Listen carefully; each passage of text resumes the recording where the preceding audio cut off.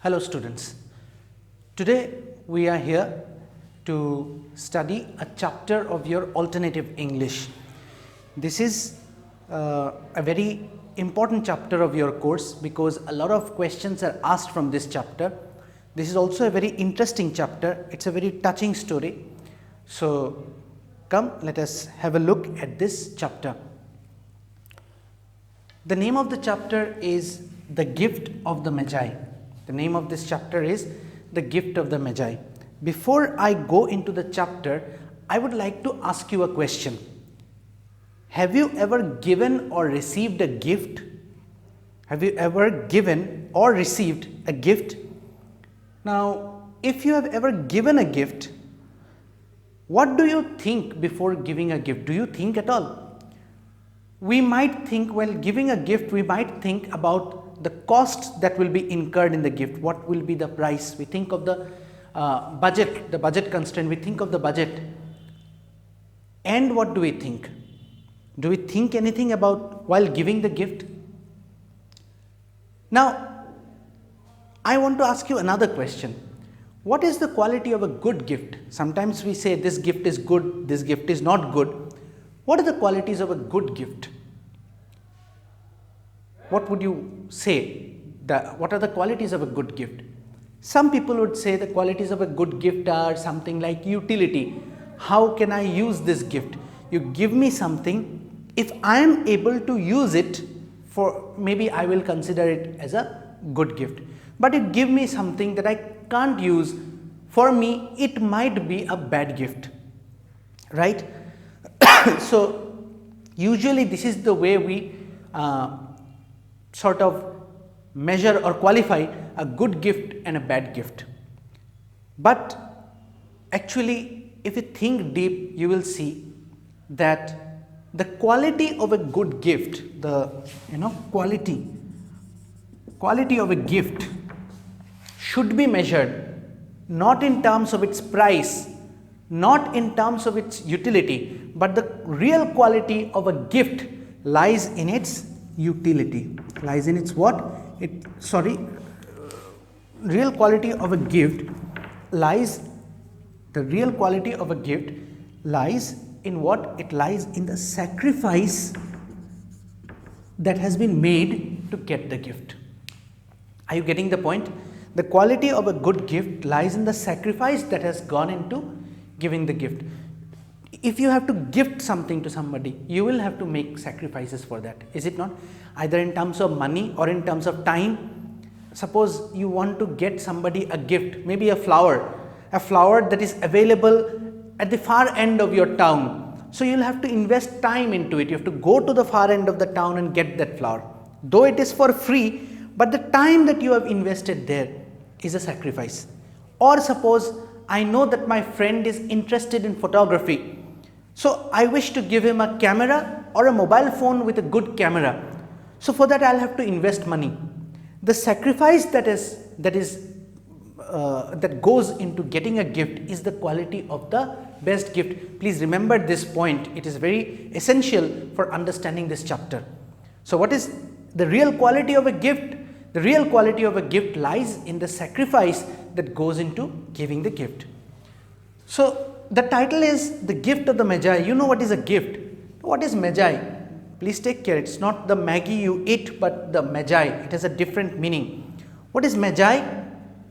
Magi were three wise men. Who were the Magi? Who were the Magi? The Magi were three wise men. There were three wise men. And which three wise men? These three wise men had gone to meet Jesus Christ when he was born in a manger in Bethlehem. I hope you know the story of Jesus Christ's birth. Jesus Christ was born in a shed where sheep and cattle are kept, in a shed in Bethlehem. So when Jesus Christ was born, remember, before Jesus Christ was born, years before Jesus Christ was born, God was, this is the belief as per the Bible, God was sending signals to the world that a new prophet would be born. This is according to the Bible, that God was repeatedly sending signals and messages in various ways to tell the people that a new prophet would be born. Some accepted it, those who were holy people, pious people, some accepted it, some did not accept it, most did not accept it. And the day Jesus Christ was born in Bethlehem, there was a star. You may have seen on Christmas, people draw Christmas stars, people make these large Christmas stars. You know, why do they make these stars? When Christ was born, a star, a huge shining star could be seen on the horizon. And these three wise men who were known as the Magi, they understood it as the signal from God, and they followed the star to the place where Jesus Christ was born. Clear about that? So who were the Magi? The Magi were the three wise men who carried, and what did they do when they went to meet Jesus Christ? The Magi were three wise men who went to meet infant, baby, ekdam baby, infant Jesus Christ in the manger in Bethlehem where he was born. Who were the Magi? The Magi were the three wise men who went to meet Jesus Christ in the shed in Bethlehem where Jesus Christ was born. When they went to meet Jesus Christ, they also took with them some gifts. Alright? They took with them some gifts. What were the gifts?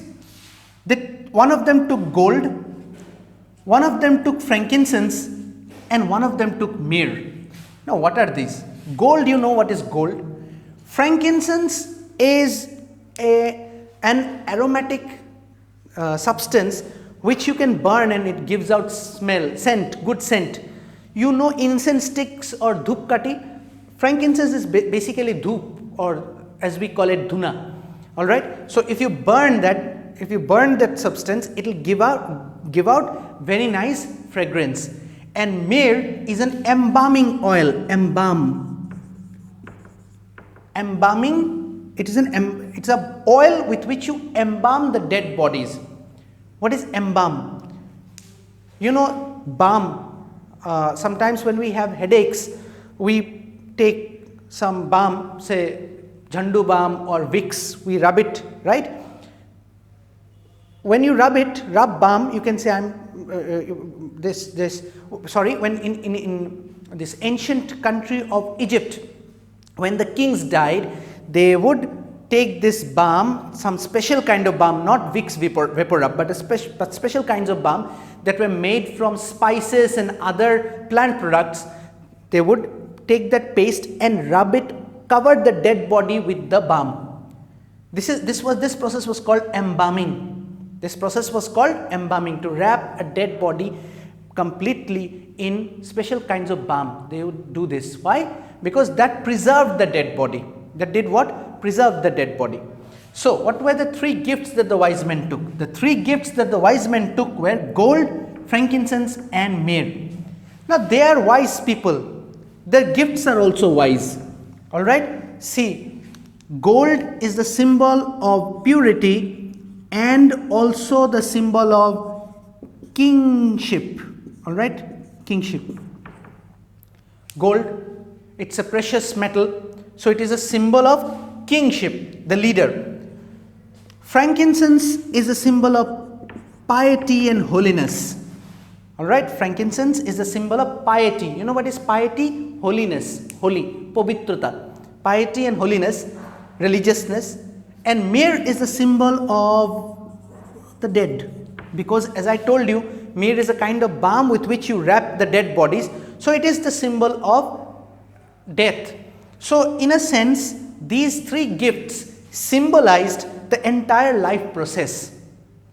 Alright. So these three wise men took gifts. Their gifts were not repetitive. What were the qualities of the gifts taken by the three men? The qualities of the gifts taken by the three men were that, see, they were all very symbolic. All the gifts had got meaning because they are wise people. While giving a gift, you must think. Your gift should be wise. You must think. They thought about the gifts, and after hard thinking, they gave gifts which had meaning. And look at this, how intelligent. None of them have repeated the gifts. See, gold was a very easy choice. Everybody could have gifted gold. But no, they did not repeat their gifts. Instead, what they did was that they chose gifts that were the symbol of the entire life. If you join their gifts together, you will see that these gifts are the symbol of the entire life process. Gold, when you are alive, you want to be pure. You don't want to be corrupt. You don't want to be impure. You want to be very pure. Gold, symbol of purity. And because gold is a metal that is associated with riches, so gold is also the symbol of kingship. So Jesus Christ, the prophet, will be the king of the world, right? Frankincense, piety. Who wants to live a life of a corrupt criminal? Nobody. Everybody wants to live life according to the will of God. So frankincense plus, the Bible believes Jesus Christ to be the Son of God. So he is very pure. The symbol of purity conveyed by the gift of frankincense. Then myrrh. Jesus Christ has been born as a human in human form. The incarnation of Christ. Incarnation, you know what is incarnation? Avatar. Manav Rupi avatar je hoyeche of Jesus Christ. The incarnation of Christ has been in the form of a human being, and human beings have, the life process comes to an end. Myrrh symbolizes the end of life, dead. Alright? So these were the gifts. Anybody may ask you, who were the Magi? You will say the Magi were the three wise men who went to meet infant Jesus Christ in the manger in Bethlehem where he was born. What were the gifts taken by the Magi? The gifts taken by the Magi were gold, frankincense and myrrh. What was the symbolic and what did the gift stand for? What was the symbolic meaning of the gifts? The symbolic meaning of the gifts were that gold stood for purity and kingship, frankincense stood for piety, myrrh stood for death. In this way, these gifts, if you add them together, these gifts represented the total cycle of life. Each gift represented a part of life, and added up together they represented the total cycle of life. They were wise men, so the gifts were also not repetitive. They were wise men, so each of the gifts had a meaning. Very important question. I do hope that what I am saying, you are noting it down. Don't sit down blank. Alright? Do not sit down blank while watching these classes. Have a pen and a paper in your hand, and when the teacher tells you a point, please note it down just as you would note down in the classroom. Do you understand? Please use these classes as a substitute of your physical classes. Alright, then only you will be able to profit out of these classes. Otherwise, it will just be a watching of the video, nothing else. Right? Okay. So here you have it. So gold, frankincense and myrrh, these are the gifts. Now let us go to the chapter. The chapter is not about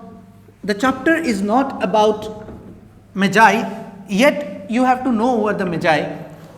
The name of the chapter is the Gift of the Magi. And you know now who are the Magi, the three wise men. But in this chapter, you will not meet those three wise men. You will meet somebody else. Alright? And their gifts have been called as the Gift of the Magi by the author. Alright? That means the gift must have been very good. If you give me, or if I give you a gift, you may like the gift. You may like it very much. But you will not call my gift as the gift of the Magi, because the Magi were very wise men. The gifts were also very wise. And I am a common man. I give you a gift. You may like the gift, but that's not the gift of the Magi. Here, in this story, you will find that the author calls the gift given by two people, a couple, a husband and a wife, to one another. They give a gift, they exchange gifts.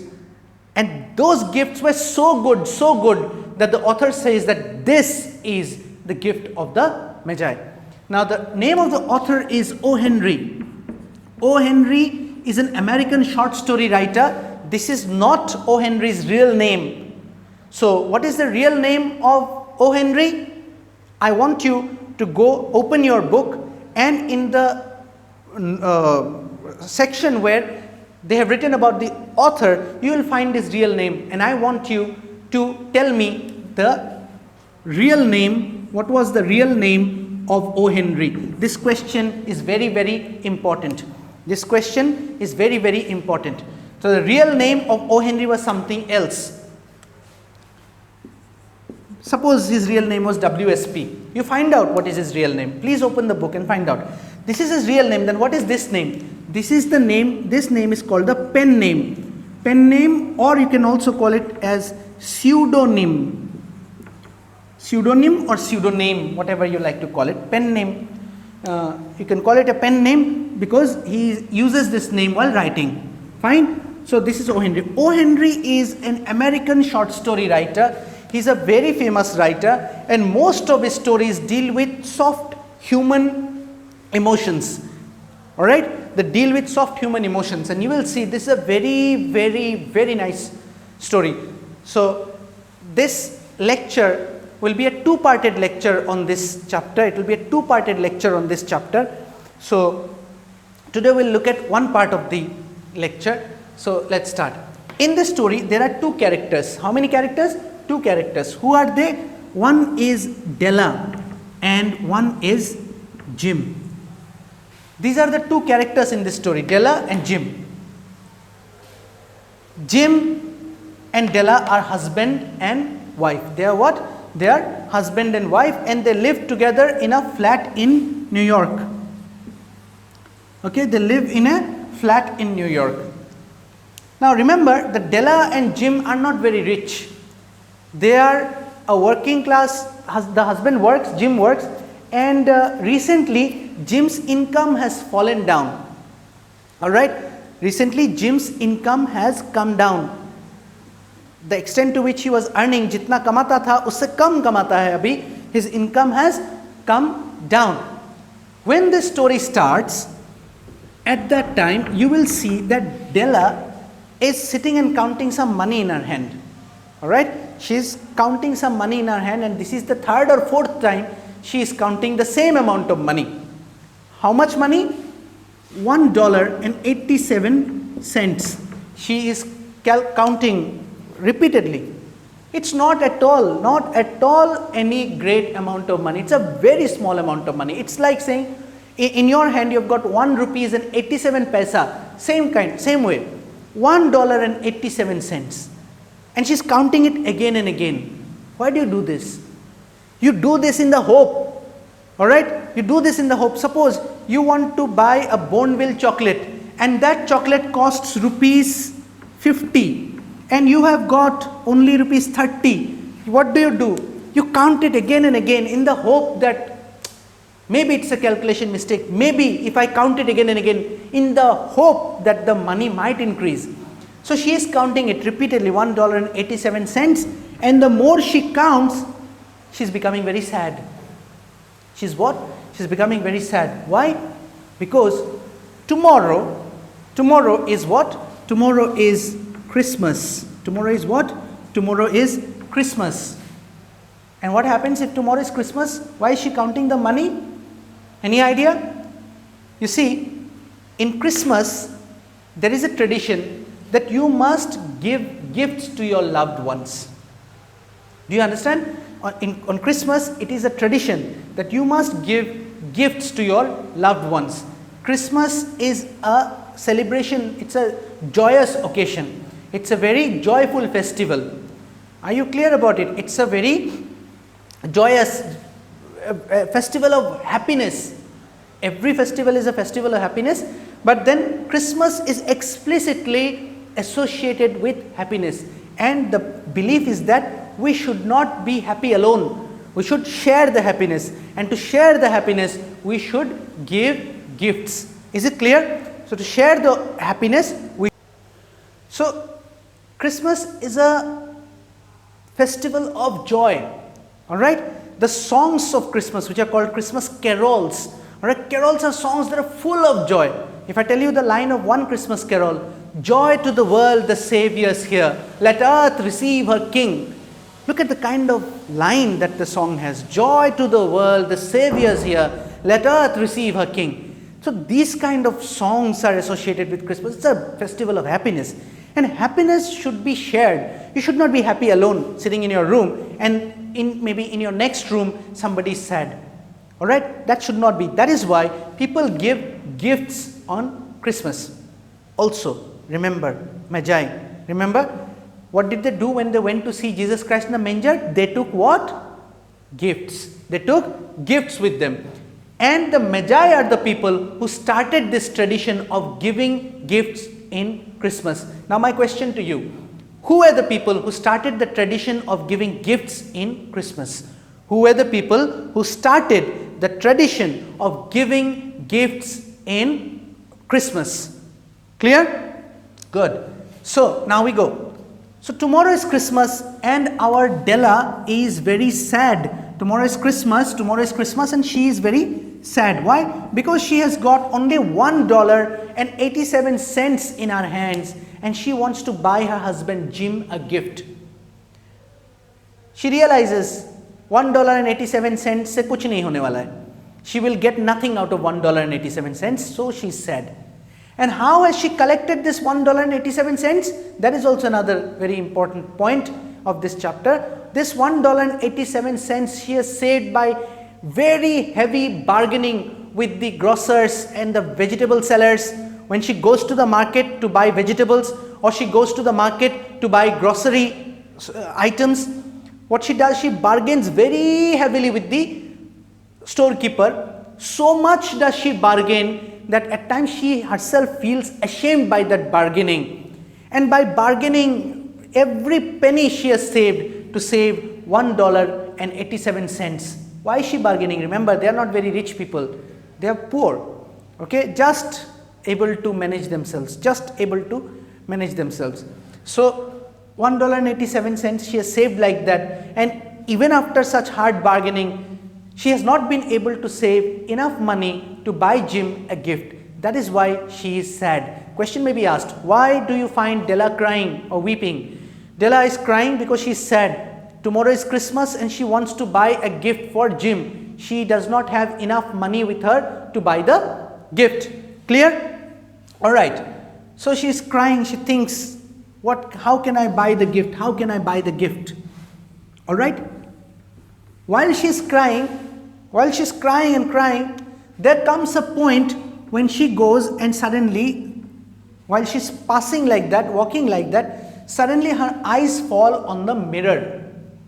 Alright, suddenly her eyes fall on the mirror, and in that mirror her reflection can be seen, and she gets an idea. Alright, this lady is crying because she does not have money to buy gift for her husband. And then suddenly she was passing by the mirror and by chance she looked at her reflection in the mirror and she got an idea. Now what is the idea she got? What is that idea? You see, these two people, Jim and Della, these two people, they have got two very precious possessions. Alright, they have got, two of them have got two very precious possessions with them. What are those? One is Della's long hair. Alright, and the second is Jim's gold watch. Right? So these are the two things. वो गरीब हो सकते हैं. They may be poor, but they've got two things of which they are very proud. Alright? They may be poor, but they have got two things of which they are very, very proud of. You must remember these points. My dear student friends, here your story is beginning to take the serious turn. Alright? It's a very important point. So what are the two things that Jim and Della have that they are very proud of? The two things that Jim and Della have of which they are very proud of is, one, Della's long hair that reaches up to the back of her knee. When she opens her hair, it reaches to the back of her knee. This is one. And the other is Jim's gold watch. Jim has a gold watch. Alright, which he has inherited from his father and his grandfather. Do you understand? So this gold watch is an heirloom. Heirloom. What is it? It's an heirloom. H-E-I-R. Please be careful with the spelling. It's not H-A-I-R, hair, but H-E-I-R, heir. Heirloom. What is heir? Heir means successor. Mane uttoradhikari. Heir means uttoradhikari. After your father, you will be the you will be the master of what your father has. After a king dies, his son becomes the king. Heir, okay, heirloom, something that you have received from your father and your grandfather, heirloom. So Jim's gold watch, one is Jim's gold watch which he has received as an heirloom. One is Jim's gold watch which he has received as an heirloom, and one is Della's long hair. Please note it down. What are the two prized possessions? Two prized possessions that they have. The two prized possessions that Jim and Della have is, number one, Della's long hair, and number two, Jim's gold watch. They are very proud of it, right? And now Della gets an idea. When she looks at her hair in the glass, she gets an idea. Can you guess what is the idea? Yes, you are right. She has decided, in one flash, she has decided to sell her hair to buy her husband the gift. Can we make this sacrifice for the people we love? Can you make such a sacrifice for your parents? Can you make such a sacrifice for one of your friends? You are ready to sell something just in order to get a gift for the person on a special day, Christmas or his birthday. It takes a lot of courage. It takes a lot of dedication and devotion for the person. It's not very easy. Forget Della's hair. Shall we be ready to tonsure, you know, going bald? Shall we tonsure our hair to sell this hair to buy somebody a gift? Shall we do that? Are we ready to do that sacrifice, make that sacrifice? Very difficult decision. But Della takes that decision in a flash. She just doesn't think twice. She takes that decision. She takes the decision to cut her hair and sell the hair for the person she loves. Clear with that? So what does she do? Off she goes to Madame Sofronie. She goes across to Madame Sofronie, who deals in hair, and goes there and sells her hair for how much money? She sells her hair for $20. She sells her hair for how much? $20. So now she had got $1.87. She's got $21.87 with her now. And she now is ready to buy the gift. What gift does she buy? And what does Jim do when he gets to see Della's hair cut? This we shall see in the next video lecture that we shall have on this chapter. Before I go away, let me once again take you through very quickly some of the important points that we have discussed in this chapter. Please remember, we have discussed who were the Magi, what were the gifts, what is the symbolic meaning of the gifts of the Magi. Then we have seen what are the two prized possessions of Jim and Della, how much money did Della save and how. Clear? Also, we have seen for how much money did Della sell her hair. These are the key points that you have to remember from the part that we have discussed today in the first part of this two-parted lecture on this chapter called The Gift of the Magi. Please study hard, stay safe and stay healthy at home. Goodbye for now.